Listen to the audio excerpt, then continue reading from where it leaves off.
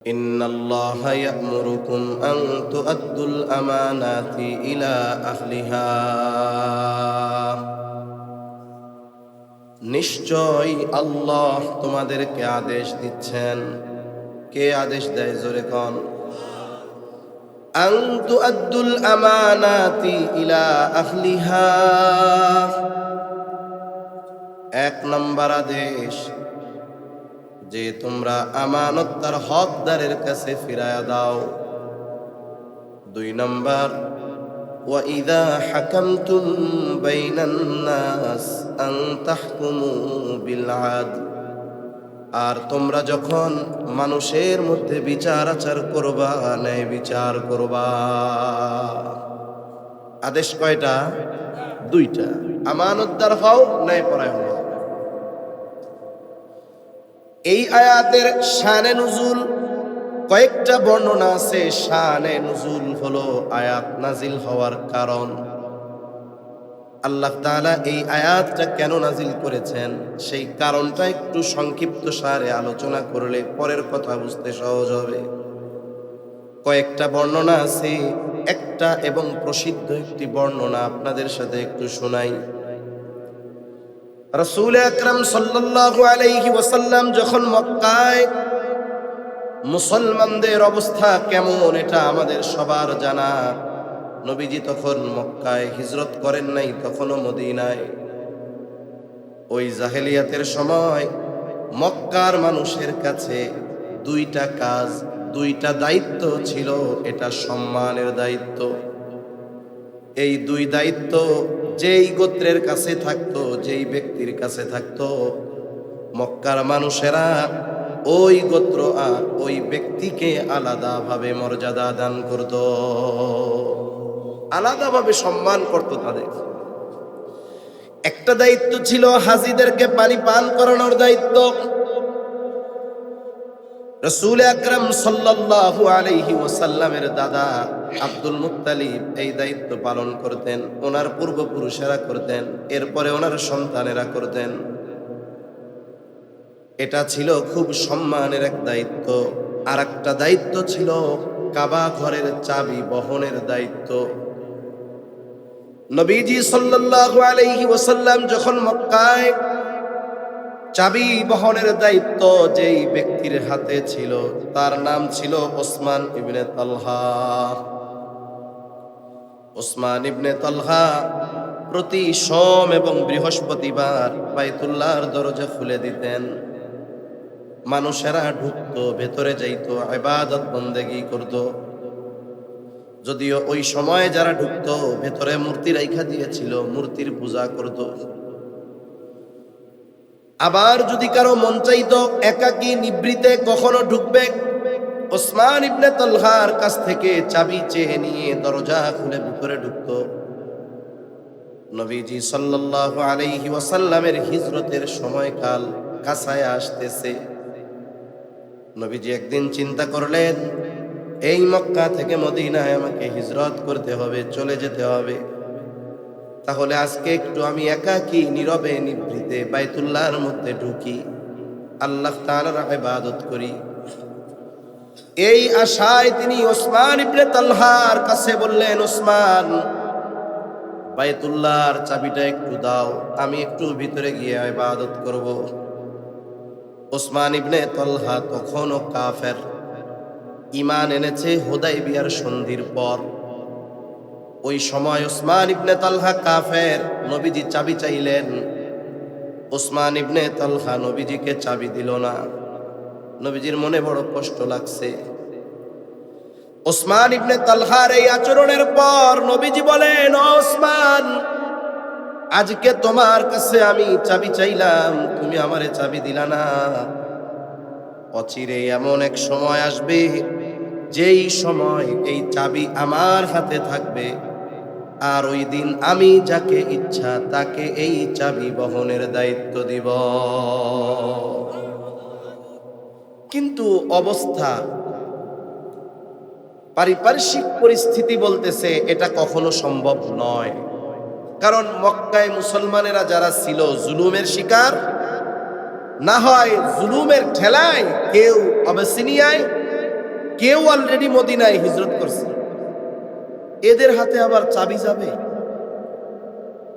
ওসমান ইবনে তালহা তখন বলল, ও মুহাম্মদ, এটা কখনোই সম্ভব হবে না যে এই চাবি তোমার হাতে যাবে। তবে শুনে রাখো, যদি কোনোদিন এমনটা হয়ে যায় বাইতুল্লাহর চাবি তোমার হাতে, ওই দিনটা হবে কুরাইশদের জন্য সবচাইতে লজ্জার দিন।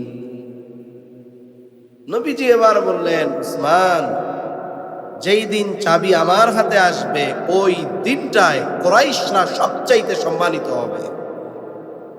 ওসমান ইবনে তালহা পরবর্তীতে বলতেছেন যে ওই সময় তো মনে হচ্ছিল যে মুহাম্মাদের হাতে চাবি এটা অসম্ভব ব্যাপার, এটা অসম্ভব এক ব্যাপার, কিন্তু চাবি যে তার হাতে যাবে এই কথা যে বলছে সে গোটা হায়াতে একটা মিথ্যা বহুদূর অপ্রয়োজনীয় কথাও বলে নাই। তার মানে নবীজি এই কথা বলার পরে তালহার দিলে ঢুকে গেছে যে এটা বাস্তবায়ন হবে। তবে ওই সময় মনে হইতেছিল অসম্ভব। নবীজি সাল্লাল্লাহু আলাইহি ওয়াসাল্লাম মক্কা থেকে মদিনায় হিজরত করলেন।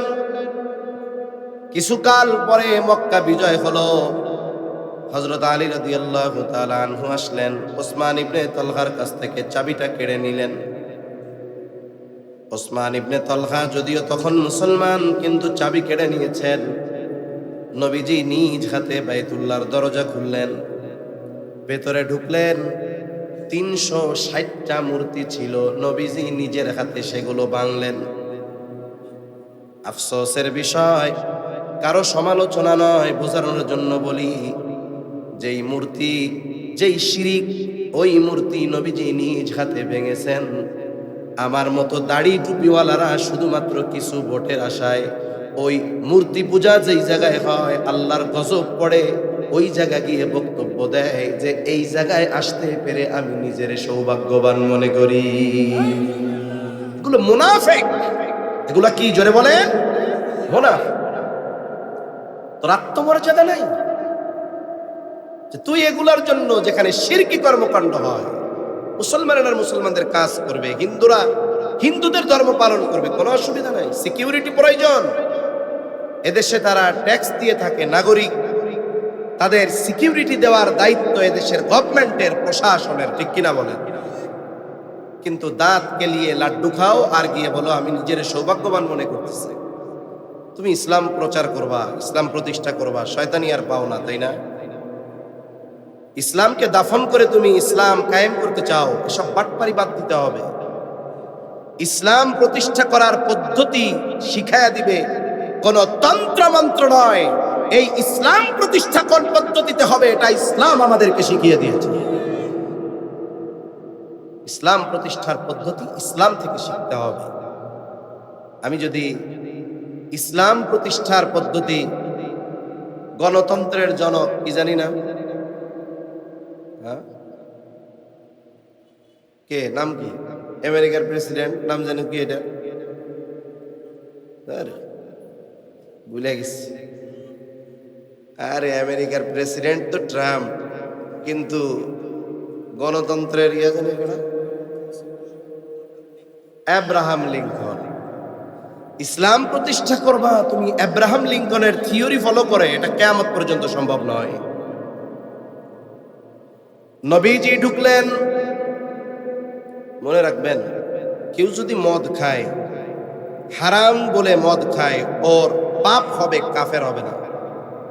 কেউ মদ খায় না কিন্তু মদকে হারাম মনে করে না, ও কাফের, কোনো সন্দেহ নাই। তাহলে মদ খেয়েও ইমানদার থাকতে পারে, আর মদ না খাইয়াও বেঈমান হতে পারে। এজন্য মনে রাখতে হবে। অনেকে একটু অ্যালার্জি ঢুকবে, হুজুর কি কয় এগুলা, এটুক কথা চিন্তা করবেন, তাহলে আপনার মনের যে খুশখুশি আর অ্যালার্জি, এটা অটোমেটিক আশা করি চলে যাবে। নবীজি সাল্লাল্লাহু আলাইহি ওয়াসাল্লাম ঢুকলেন। 360টা মূর্তি নবীজি নিজের হাতে ভাঙলেন। বাইতুল্লাহর চত্বরে নবীজি সাহাবা একরামকে নিয়ে বসা। এই চাবি বহনের দায়িত্ব এখন কার হাতে দেওয়া হবে? ওসমান ইবনে তালহা যদিও ইমানদার, কিন্তু চিন্তা করতেছে ওই তো হিজরতের আগে আমি নবীজিরে চাবি দেই নাই, বাইতুল্লাহ ঢুকতে দেই নাই, এটা তো আজকে আমার আর চাবি আমার হাতে আসবে না। সাহাবা একরাম ওই সময় জানতে পারছে নবীজিরে চাবি দেয় নাই। এই জন্য আলী রাদিয়াল্লাহু তাআলা আনহু আয়েশা ওসমান ইবনে তালহার হাত থেকে চাবিটা কেড়ে নিয়ে নবীজির হাতে দিয়ে দিয়েছে। পরামর্শ হচ্ছে কারে দেওয়া যায়। নবীজির চাচা আব্বাস রাদিয়াল্লাহু তাআলা আনহু বললেন, ইয়া রাসূলুল্লাহ, হাজীদের পানি পান করানোর জিম্মাদারি যেমন কুরাইশ বংশের, এই চাবি বহনের দায়িত্বটাও কুরাইশ বংশের হাতে দিয়ে দেওয়া হোক। পরামর্শ হইতেছে। তবে বলেন তো, একজন ব্যক্তি কাফের থাকা অবস্থায় একটা আচরণ করছে, সে এখন ঈমান আনছে, ঈমান আনার পরে কাফের থাকা অবস্থায় সে যা করেছে সব আল্লাহ কি করে দেয়? মাফ করে দেয়।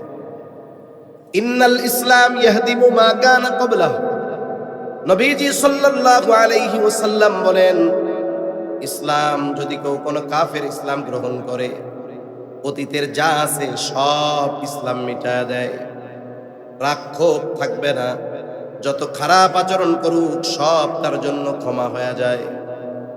এরপরেও সাহাবা একরামের মনের চিন্তা যে চাবি আর তার হাতে ফেরত দেওয়া হবে না। কিন্তু নবীজি যদি চাবি তার হাতে না দেন, তাহলে মানুষেরা মনে করবে ওই যে হিজরতের আগে চাবি দেয় নাই, এই জন্য মনে হয় দায়িত্ব কেড়ে নিয়েছে। কিন্তু আমার আল্লাহ চায় তার হাবিবের মহানুভবতাকে আরো ফুটিয়ে তুলতে, তার এই ক্ষমার গুণকে আরো বড় করতে চায়।